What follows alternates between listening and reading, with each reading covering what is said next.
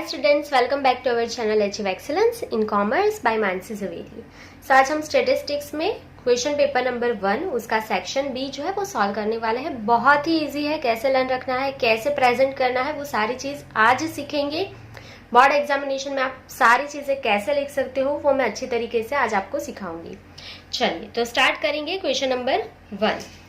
What is a base year? So सिर्फ आपको यहाँ पे डेफिनेशन लिखना है बेस ईयर का, तो हम लिख लेंगे क्वेश्चन नंबर 16। Question number 16। सो आपको सिर्फ बेस ईयर का डेफिनेशन लिखना है। सो यहाँ पे हम लिख लेंगे बेस ईयर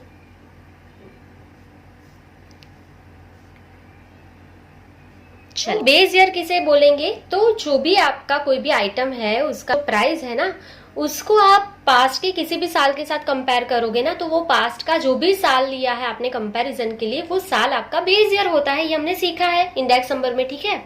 सो सिर्फ उसको लिखेंगे कैसे? व्हेन द प्राइस, यही लिखना है। तो when the price of an item compared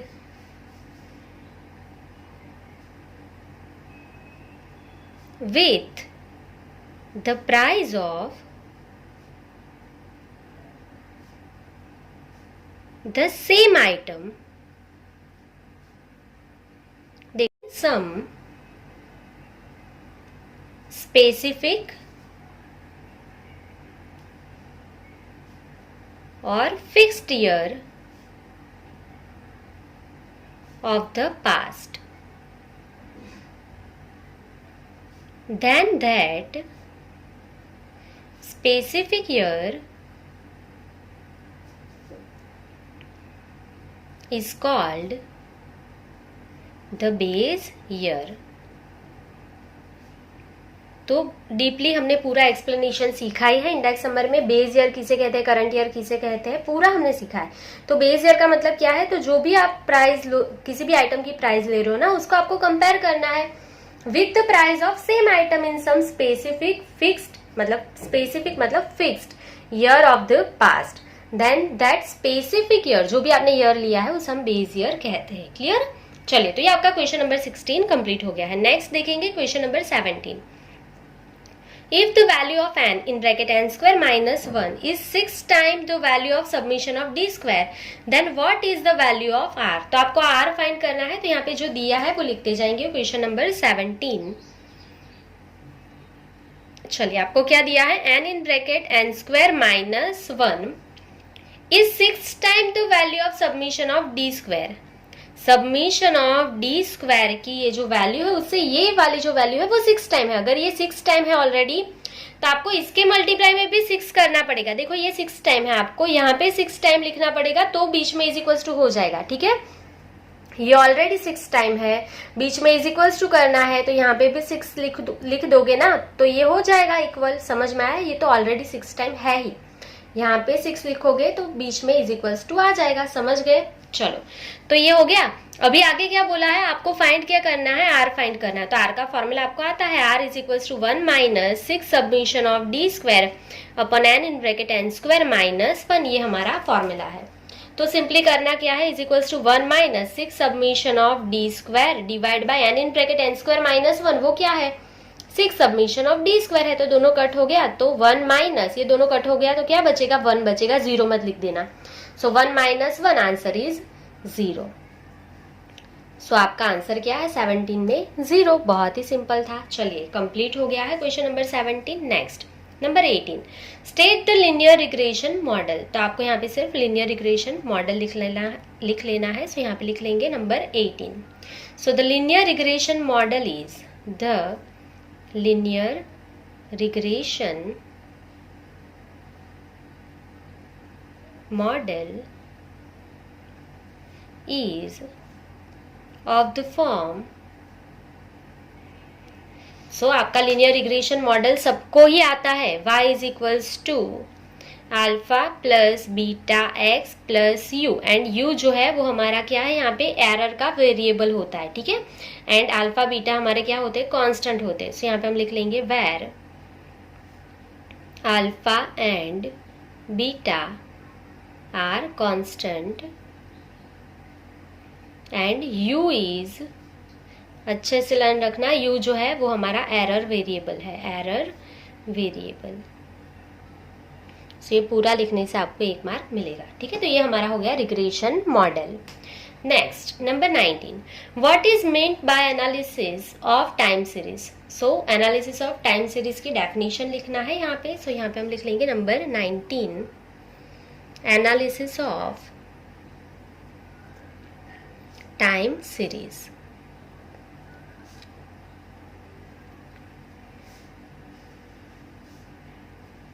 चलिए, so analysis of time series किसे बोलते हैं आप? The method to obtain the estimate of different components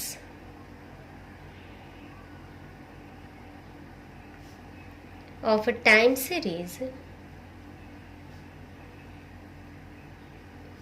is called analysis of time series।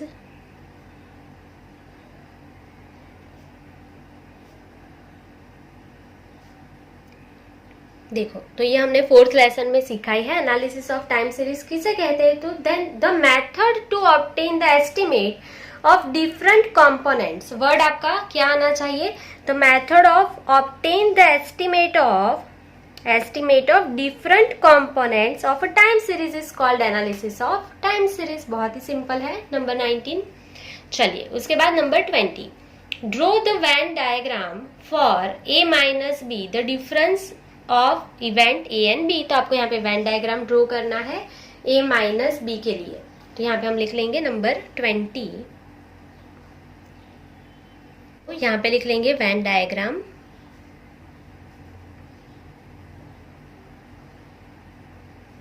Of difference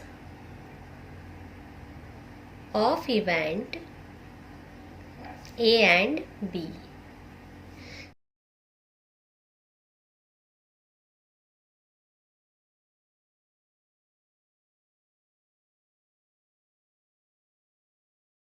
board examination में आपको जो है coin लेके जाना है ड्रॉ करने के लिए। तो ये बहुत ही सिंपल हो जाएगा आपके लिए और आप क्विकली इसको ड्रॉ कर पाएंगे।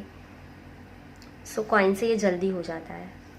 सो आपको यहाँ पे ए एंड बी का डिफरेंस इवेंट पूछा है, तो बहुत ही सिंपल है, लर्न करना भी बहुत सिंपल है। अगर आपने सीखा है लेसन नंबर 1 में तो आपके लिए और इजी हो जाएगा। देखो, तो अगर ये आपका इवेंट ए है, ये आपका इवेंट बी है और ये आपका यूनियन स्पेस यू है, आपको यहाँ पे क्या ड्रॉ करना है? Venn diagram of A minus B. ठीक है, ये डिफरेंस इवेंट है। तो इसका मतलब क्या होता है पहले वो समझ लो, तो आपको यहाँ पे डायग्राम भी समझ में आ जाएगा। ए माइनस बी का मतलब क्या होता है? ए बनेगा, बी नहीं बनेगा। तो ये जो पूरा बी है, ये देखो यहाँ से लेके ये पूरा बी है वो नहीं बनना चाहिए, तो सिर्फ ए ही बनेगा। पर बी में जो आएगा ना उसको आपको नहीं लेना है, सो सिर्फ ये इतना ही बनेगा। डिफरेंस इवेंट आपको यहाँ से लेके ए का इतना ही पोर्शन लेना है, इंटरसेक्शन नहीं लेना है, क्योंकि वो बी में आएगा तो वो ए में नहीं लेना है आपको, उसे हम डिफरेंस इवेंट बोलते हैं। सो सिर्फ आप यहाँ पे लाइन कर लो। सो ये हो गया आपका डिफरेंस इवेंट। देखो, बहुत ही सिंपल था, बस इतना ड्रॉ करने से आपको 1 मार्क्स मिल जाएंगे। अगर ये क्वेश्चन आएगा तो अच्छे से ड्रॉ कर लेना और कॉइन ले जाना भूलना मत। ठीक है, बोर्ड एग्जामिनेशन में। चलो, तो ये हो गया आपका question number 20 complete.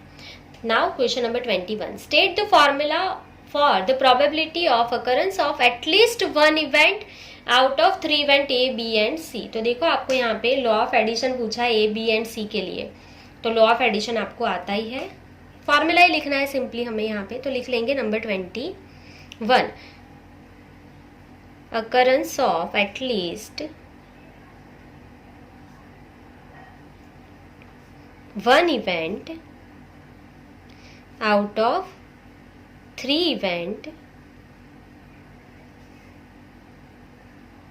A, B and C is equals to, क्या है आपका फॉर्मूला लॉ ऑफ एडिशन का?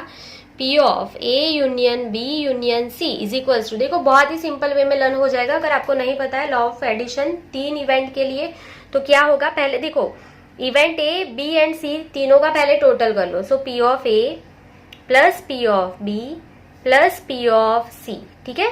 उसमें से इंटरसेक्शन माइनस करना है, A के साथ B का, A के साथ C का, B के साथ C का, सब इंटरसेक्शन माइनस कर देंगे। So minus P of A intersection B, A के साथ B का माइनस किया, minus P of A intersection C, A के साथ C का। अभी कौन बच गया, B के साथ C बच गया। So minus P of B intersection C। अभी तीनों का इंटरसेक्शन ऐड कर देंगे लास्ट में। So plus P of A intersection B intersection C। हो गया आपका लॉ ऑफ एडिशन का 3 इवेंट के लिए फॉर्मूला। क्या किया, A plus B plus C minus A and B का इंटरसेक्शन, A एंड C का इंटरसेक्शन, B एंड C का इंटरसेक्शन, एंड लास्ट में तीनों का इंटरसेक्शन प्लस कर लेंगे। सो ये हो गया आपका लॉ ऑफ एडिशन, ठीक है। चलिए next number 22, define discrete random variable. So discrete random variable की आपको यहाँ पे डेफिनेशन लिखनी है, नंबर 22 अच्छे से लर्न कर लेना। सो यहाँ पे हम लिख लेंगे discrete random variable.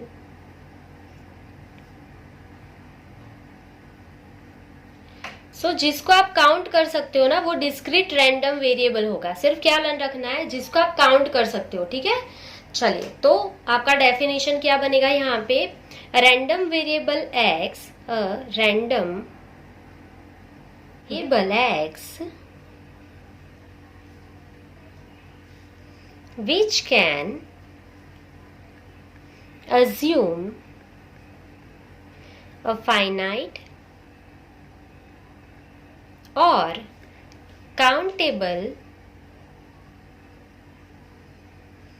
infinite number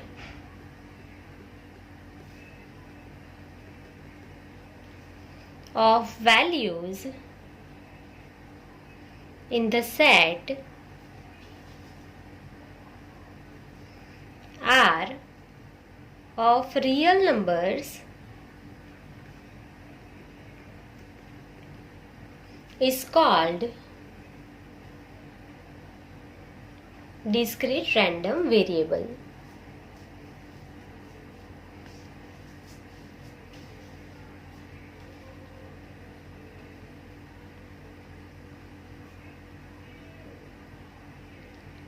चलिए तो ये बहुत ही सिंपल है। डिस्क्रीट रैंडम वेरिएबल किसे कहेंगे, random variable X which can assume a finite or countable infinite number of values in the set R of real number is called discrete random variable. जो countable है वो आपका कौन सा हो जाएगा, डिस्क्रीट रैंडम वेरिएबल, ठीक है। ये वर्ड आना चाहिए जो काउंटेबल है वो। तो यहाँ पे आपका क्वेश्चन नंबर 22 कंप्लीट हो गया है। अभी हम नेक्स्ट पेज पे जाएंगे। Question number 23, state the relation between the probability of success and failure in Bernoulli trials. So Bernoulli trials में success and failure की probability का total क्या होता है, 1 होता है। बस वही लिखना है, लिख लेंगे number 23, the relation between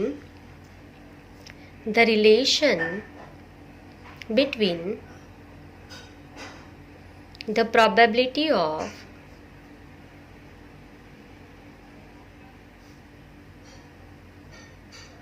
success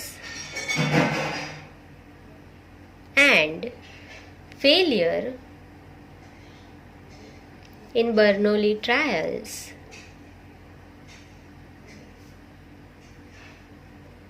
is P plus Q is equals to 1। उसका टोटल क्या होता है, 1 होता है, ठीक है। बस यही लिखना है। 24, what is the probability that a continuous random variable takes definite value? सो आपको पता है कि यहाँ पे कंटिन्यूस रैंडम वेरिएबल कोई पर्टिकुलर वैल्यू लेगा, उसकी प्रोबेबिलिटी हर बार कितनी होती है, 0 ही होती है। सो आंसर में सिर्फ क्या लिखना है, 0 होगा उसका आंसर। सो यहाँ पे लिख लेंगे number 24, the probability that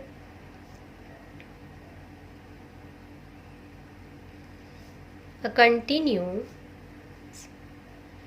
continuous random variable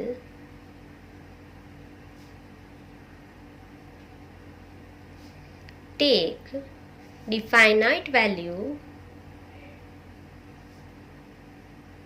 is always be 0, ठीक है। वो कभी भी पर्टिकुलर वैल्यूज लेगा, उसकी प्रोबेबिलिटी जो है वो हर बार 0 होती है। चलिए, सो अगर आप आपके आंसर जो है उसमें 100% श्योर है कि यही आंसर आएगा तो आप अंडरलाइन भी कर सकते हो, ताकि टीचर को यही दिखे और वो राइट करके 1 मार्क्स देके आगे चले जाए। ठीक है, तो अगर आप श्योर हो तो आप अंडरलाइन भी कर सकते हो। चलिए next, number 25, standard score is independent of unit of measurement, is this statement true और फॉल्स। सो आपको पता है कि स्टैंडर्ड स्कोर जो है हमारा वो यूनिट से फ्री है, फ्री फ्रॉम यूनिट, तो ये जो है वो राइट है। सो सिर्फ आपको क्या लिखना है, ये स्टेटमेंट जो है वो ट्रू है। सो यहाँ पे हम लिख लेंगे number 25, standard score is independent of unit of measurement,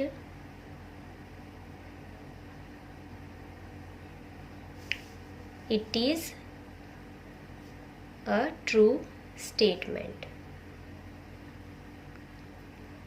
ठीक है, हम कभी भी उसके साथ यूनिट नहीं लिखते हैं, स्टैंडर्ड स्कोर मतलब जेड स्कोर के साथ, ये आपको पता है, थर्ड लेसन में हमने सीखा है। चलिए next, number 26, for a normal distribution having mean is equals to 10, तो लिखते जाएंगे नंबर 26। चलिए, सबसे पहले हमें मीन दिया है तो उसका मीन क्या है, mu, mu is equals to 10। Standard deviation 6, तो स्टैंडर्ड डेविएशन हमारा क्या होता है, sigma, sigma is equals to 6। Estimate the value of quartile deviation, so quartile deviation मतलब QD फाइंड करना है। क्वार्टाइल डेविएशन का फॉर्मूला लिख लेंगे, quartile deviation is equals to 2 divide by 3 sigma, तो यहाँ पे वैल्यूज अप्लाई कर लेंगे। 2 डिवाइड बाई 3, सिग्मा के प्लेस पे 6, सो 2 2 ज़ा 4, सो क्वार्टाइल डेविएशन की वैल्यू क्या है, 4 है। क्लियर। चलिए next, number 27, express 0.001 neighbourhood of -5 in modulus form. So पहले इसको कंपेयर करना पड़ेगा, सो यहाँ पे लिखेंगे number 27, compare 0.001 neighbourhood of -5 with delta neighbourhood of A.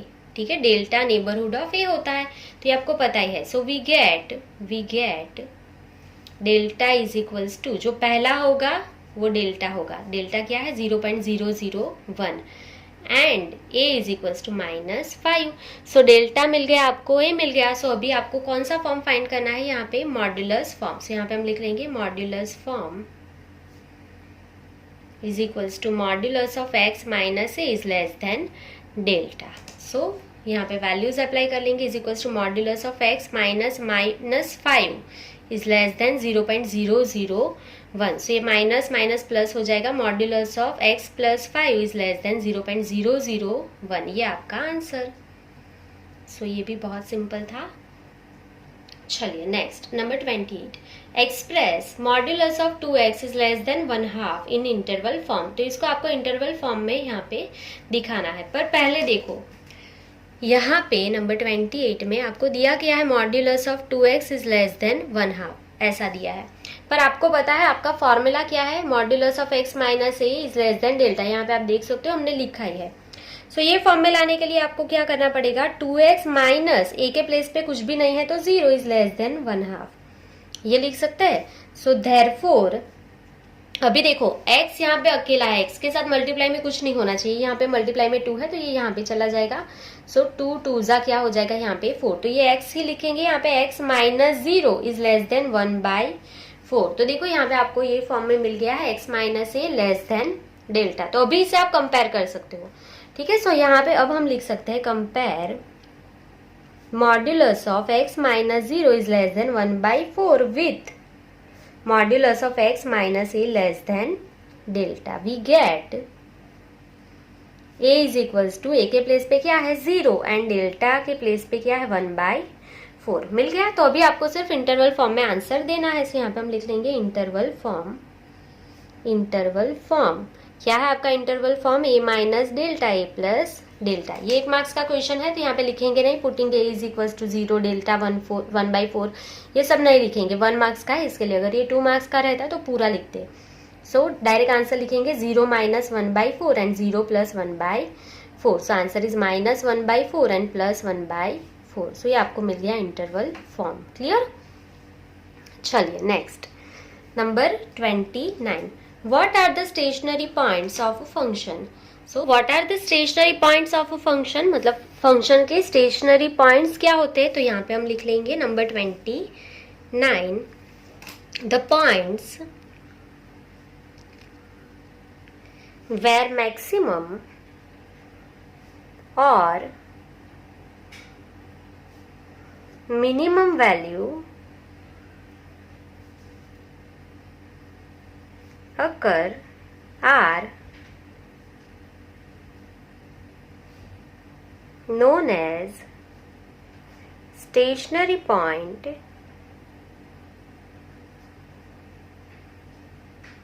of a function। जहाँ पे आपको फंक्शन की मिनिमम एंड मैक्सिमम वैल्यू मिलेगी वो पॉइंट आपका स्टेशनरी पॉइंट होता है। ठीक है, 4 मार्क्स के सम में हमने यहाँ पे इसका यूज किया है। चलिए उसके बाद डिफाइन मार्जिनल कोस्ट। तो मार्जिनल कोस्ट की डेफिनेशन लिखना है नंबर 30, मार्जिनल कोस्ट। सो ये भी हमने बहुत अच्छे से सीखा है। मार्जिनल कोस्ट क्या होता है, the change in cost due to small change in production is called marginal cost। सो मार्जिनल कोस्ट क्या होती है, प्रोडक्शन में चेंज होने की वजह से जो आपकी कोस्ट में चेंज होगा वो मार्जिनल कोस्ट होता है। ये वर्ड आना ही चाहिए, प्रोडक्शन में चेंज होगा। ठीक है, the change in cost due to small change in production is called marginal cost। Clear. तो यहाँ पे 30 क्वेश्चन आपके कंप्लीट हो गए हैं। आई होप कि आपको पूरा समझ में आ गया है। अगर आपको कोई भी डाउट्स है तो आप कमेंट सेक्शन में कमेंट कर सकते हैं। सो आज के लिए बस इतना ही। Thank you for watching, keep learning, take care.